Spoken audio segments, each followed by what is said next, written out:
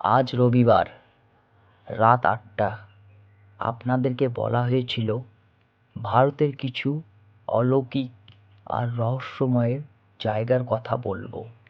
তো চলুন কথা না বাড়িয়ে শুনুন। ভারতের উত্তরাখণ্ডের পাহাড়ের কোলে আছে এক হ্রদ, নাম তার রূপকুণ্ড। নাম তো শুনেছেন, এটা সবাই চেনেন।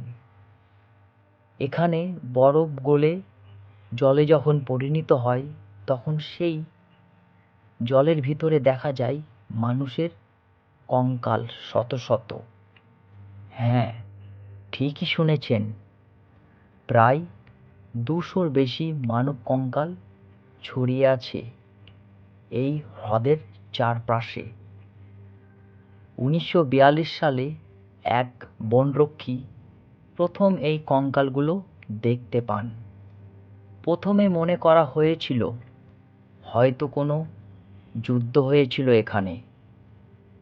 কেউ বলল জাপানি সেনার দেহ, আবার কেউ বলল কোনো প্রাচীন রাজ্যের সৈন্যদল। কিন্তু আসল সত্য সামনে আসে অনেক পরে।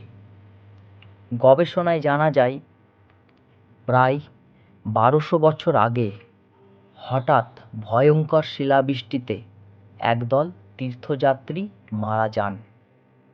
তাদের মাথার হাড়ে আঘাতের চিহ্ন পাওয়া যায়, যা ওপর থেকে বড় বরফের খণ্ড পড়ার ইঙ্গিত দেয়।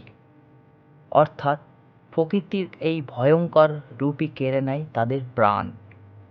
কিন্তু রহস্য এখানেই শেষ নয়। কিছু কঙ্কালের ডিএনএ পরীক্ষা করে দেখা গেছে সবাই একই অঞ্চলের মানুষ ছিলেন না। কিছু দেহ দক্ষিণ এশিয়ার, আবার কিছু দেহ ইউরোপীয় বংশোদ্ভূত।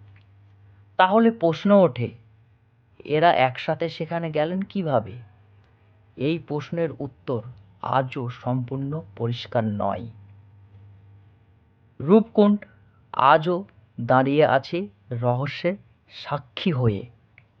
প্রকৃতির শক্তির সামনে মানুষ কত অসহায়, এই হ্রদ যেন তারই নীরব প্রমাণ। আরও এই রকম রহস্যময় অলৌকিক গল্প শুনতে চাইলে আমার চ্যানেলটিকে সাবস্ক্রাইব করে পাশে থাকবেন। ইতিহাস সংবাদ বাংলা। ধন্যবাদ।